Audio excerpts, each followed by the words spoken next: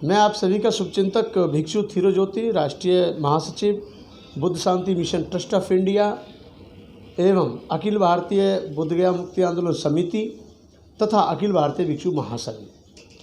मेरे प्रिय देशवासियों, आप सभी को जानकर बेहद प्रसन्नता होगी कि आज 13 अप्रैल है और 13 अप्रैल का मतलब है कि एक ऐसी खुशी का दिन है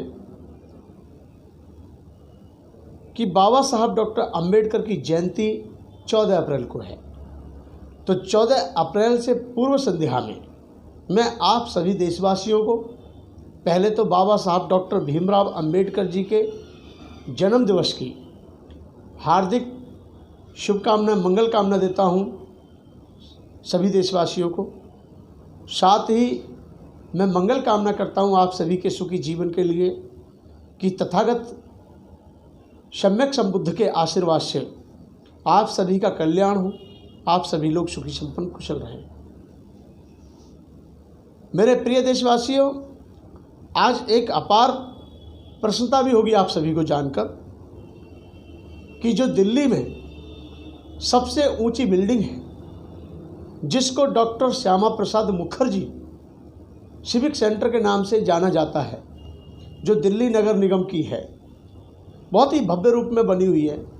पूरा देश भली भांति उस बिल्डिंग से परिचित है। आज वहाँ पर बहुत ही महत्वपूर्ण कार्य हुआ जो कि ऐतिहासिक कार्य है। आज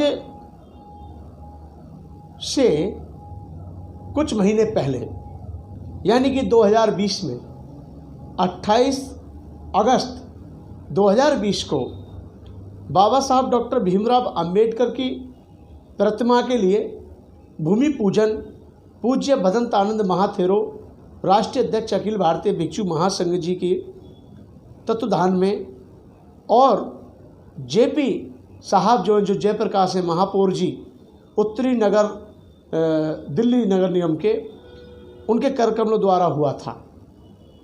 और आज बड़े हर्षोल्लास के साथ बताने में बेहद खुशी हो रही है कि आज दिनांक 13 अप्रैल 2021 को उसी भव्य प्रतिमा का उद्घाटन यानी कि अनावरण किया गया है, जिसमें बहुत सारे लोगों को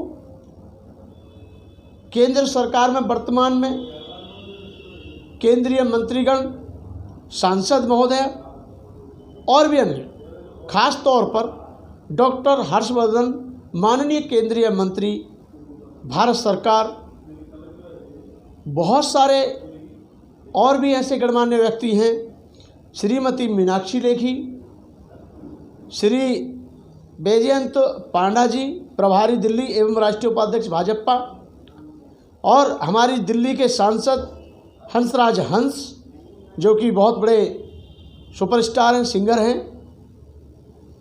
प्रसिद्ध सिंगर हैं, सभी जानते हैं। दुष्यंत गौतम जो कि शुरू से ही बौद्ध समुदाय से जुड़े हुए हैं और एक बौद्ध उपासक के रूप में जाने जाते हैं, ये भी सांसद राज्यसभा से हैं। आदेश गुप्ता जी माननीय प्रदेश अध्यक्ष दिल्ली प्रदेश बीजेपी, अलका गुजर, छैल बिहारी गोस्वामी जी और भी अवतार सिंह, पूर्व महापौर आले मोहम्मद इकबाल जी, जयप्रकाश माननीय महापौर जी, साथ ही हमारे इस रूपरेखा के कर्णधार हमारे बौद्ध हृदय सम्राट जिन्होंने अपने भरसक प्रयास और मेहनत से ये कार्य को बहुत अच्छे रूप में पूर्ण किया, ऐसे हमारे समाज के गणमान्य उपासक श्रद्धेय इंजीनियर केपी सिंह, प्रमुख अभियंता नॉर्थ दिल्ली म्युनिसिपल कॉरपोरेशन, और भी बहुत सारे नेता, सम्मानित मंत्रीगण, सम्मानित सांसद महोदय और सभी लोगों के कुशल सानिध्य में आज 13 अप्रैल 2021 को बड़े हर्षोल्लास के साथ बाबा साहब डॉक्टर अंबेडकर की जयंती के संध्या पूर्व में आज doctor Shyama Prasad Mukherjee civic centre में भव्य प्रतिमा का अनावरण किया गया है। और आप सभी के शुभ और मंगल कामनाओं से ये कार्य संपन्न हुआ है। मेरे प्रिय देशवासियों, आज ये तीसरी जगह है दिल्ली के अंदर जो अपने आप में मान्य रखती है। एक भारत का संसद भवन जहाँ से पूरा देश चलता है, जहाँ से हमारे देश के सांसद महोदय चुन के आते हैं और उसमें बैठ कर के अपने अपने क्षेत्रों की आवाज़ उठाते हैं। बाबा साहब डॉक्टर अंबेडकर की भव्य प्रतिमा बीपी सिंह जी के कुशल सानिध्य में उस समय स्थापित हुई थी, जो देश के पूर्व प्रधानमंत्री जी थे। और दूसरा दिल्ली विधानसभा, जो दिल्ली विधानसभा है, वहाँ पे चौधरी प्रेम सिंह हमारे दिल्ली विधानसभा के अध्यक्ष होते थे और बहुत लंबे समय तक दिल्ली में विधायक रहे, लगभग 55 साल तक। और साथ ही साथ ये बहुत बड़ी बात है कि संगाराम बुद्ध विहार में भी चौधरी प्रेम सिंह साहब का बहुत बड़ा योगदान रहा। हालांकि अब तो वो इस दुनिया में नहीं है, क्योंकि उनका परिनिर्वाण हो चुका है। एक बहुत ही, वो भी अपने आप में शेर दिल इंसान और बाबा साहब डॉक्टर भीमराव अंबेडकर के सच्चे समर्थक और सच्चे अनुयायी थे। उनके करकमलों द्वारा और जिसमें समता सेनदल का महत्वपूर्ण योगदान रहा, उन सभी ने अपने अथक प्रयास और भरसक प्रयासों से दिल्ली विधानसभा में बाबा साहब अंबेडकर की प्रतिमा का अनावरण किया और स्थापित की। इस बात को कहने में हम यहाँ पे भी आज बड़े हर्षोल्लास के साथ कहना चाहेंगे, बड़ी खुशी के अनुभव के साथ कहना चाहेंगे कि बाबा साहब डॉक्टर अंबेडकर की प्रतिमा का लगना एक ऐतिहासिक कार्य है। सिविक सेंटर में लगना एक ऐतिहासिक कार्य है, क्योंकि दिल्ली का जो नगर निगम है पूरा उसका मुख्यालय है और सबसे खूबसूरत बिल्डिंग और सबसे दिल्ली की ऊंची बिल्डिंग बनी हुई है। वहाँ पर डॉक्टर श्यामा प्रसाद मुखर्जी की भी प्रतिमा लगी हुई है। उसी प्रांगण में बाबा साहब अंबेडकर की प्रतिमा आज स्थापित हुई है। मेरे प्रिय देशवासियों, कल बाबा साहब डॉक्टर अंबेडकर की 14 अप्रैल को बड़े हर्षोल्लास के साथ पूरा देश मनाएगा। घर घर में लोग दीप जलाएंगे, अगरबत्ती जलाएंगे, मोमबत्ती जलाएंगे, फूल चढ़ाएंगे, जय जयकार करेंगे, जय भीम की बात करेंगे, जय भीम के नारे लगाएंगे, झूमेंगे और यहाँ तक कि अपनी खुशी का इजहार करेंगे। लेकिन मैं आपसे सभी से एक बात कहना चाहता हूँ, इस समय पर जो माहौल चल रहा है उस माहौल को देखते हुए आप सभी को सतर्क रहने की आवश्यकता है, सचेत रहने की आवश्यकता है, जागरूक रहने की आवश्यकता है। और मैं यही कहना चाहूँगा कि बहुत सारे लोग की इस बात पर लॉबी है कि किसी भी प्रकार से कोरोना महामारी बीमारी के आड़ में ही सही, परंतु 14 अप्रैल कम मनाई जानी चाहिए, क्योंकि पूरे देश में आज बहुजन समाज जाग उठा है। आज बाबा साहब अंबेडकर के अनुयायी अपनी ताकत का एहसास कर चुके हैं। ये बात लोगों को नहीं पच रही है, ये बात लोगों को अच्छी नहीं लग रही है। इसलिए आप देखते होंगे कि चुनाव के लिए कोई धारा लागू नहीं की जाती है, चुनावी रैलियों के लिए कोई नियम नहीं मायने रखते हैं, लेकिन बाबा साहब की जयंती मनाने के लिए परमिशन लेने में बहुत तकलीफ आ रही है। हालांकि परमिशन नहीं दी जा रही है। महाराष्ट्र में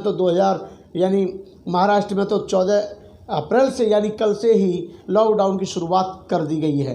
तो मेरा कहने का अभिप्राय ये है कि बाबा साहब अंबेडकर की जयंती को कोई ना मनाए, ऐसा नहीं हो सकता।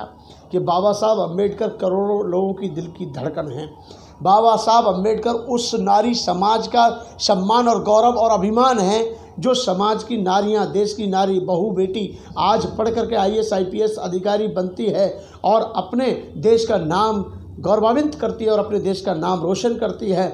आज बाबा साहब अंबेडकर एक वो शब्द है, एक ज्वालामुखी है अपने आप में। एक बाबा साहब अंबेडकर वो चिंगारी है कि जिधर लग जाती है उधर वो अपने जुल्म के खिलाफ लड़ती ही चली जाती है। तो जुल्म के खिलाफ आवाज़ उठाने के लिए आज हमारे बहुजन संगठन, आज हमारे सोशल मीडिया, आज हमारा बहुजन मीडिया पूरे देश में जा के काम कर रहा है। हमें सरकार की बात को भी मानना है और बाबा साहब अंबेडकर की 14 अप्रैल को भूलना भी नहीं है। बाबा साहब अंबेडकर के विचारों को अपनाना भी है पूरी तरह से, लेकिन जागरूक रह करके, क्योंकि आप सभी जानते हैं कि जो कोई अपने न्याय की बात करता है उसके ऊपर बहुत सारे शोषण के, बहुत सारे धारा लगाकर, बहुत सारे यानी मुसीबतों में उसको उलझाने और फंसाने का काम किया जाता है। मेरे प्रिय देशवासियों, बाबा साहब डॉक्टर अंबेडकर भारतीय संविधान के रचयिता, जो कि भारत रत्न आप जानते हैं भली भांति, पूरा देश जानता है इस बात को कि बाबा साहब अम्बेडकर के बाद में कितने दिनों तक बाबा साहब को भारत रत्न नहीं मिला। आप ये जानते हैं इस देश की वर्णवाद व्यवस्था, मनुवाद व्यवस्था, घृणित सोच रखने वाली व्यवस्था क्या कहती है? वो बाबा साहब अम्बेडकर को आज भी अछूत का नेता मानती है। वो आज भी बाबा साहब अम्बेडकर को कहीं ना कहीं अछूत मानती है, जबकि बाबा साहब अम्बेडकर अछूतों के नेता नहीं थे, वो बौद्धों के नेता थे। उन्होंने बौद्धों का नेतृत्व किया था और उन्होंने इस देश का नेतृत्व किया था। वो इस देश के नेता हैं, विश्व के नेता हैं। और इतना आप सभी जानते हैं कि विदेशी प्रधानमंत्री और विदेशी सरकारें और विदेशी लोग बाबा साहब अम्बेडकर को कितने सम्मानपूर्वक याद करते हैं।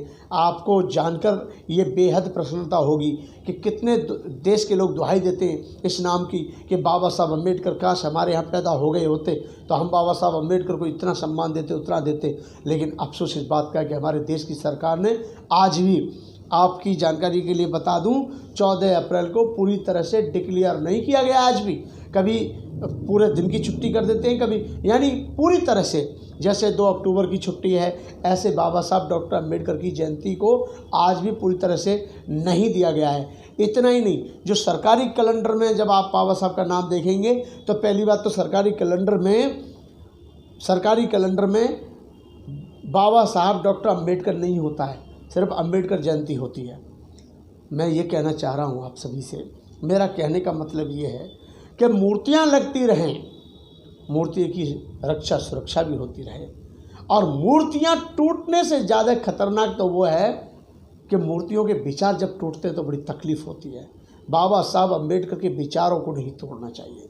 बाबा साहब अम्बेडकर की मूर्ति टूटती है तो हमको तकलीफ़ होती है।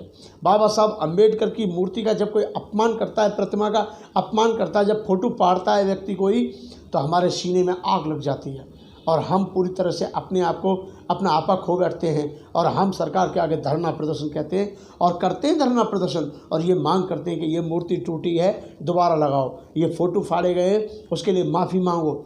लेकिन मैं ये कहना चाहता हूँ कि बाबा साहब डॉक्टर अम्बेडकर की मूर्ति से ज़्यादा महत्वपूर्ण है बाबा साहब अम्बेडकर के विचारों को जीवित रखना, बाबा साहब अम्बेडकर की मूर्ति का सम्मान करना।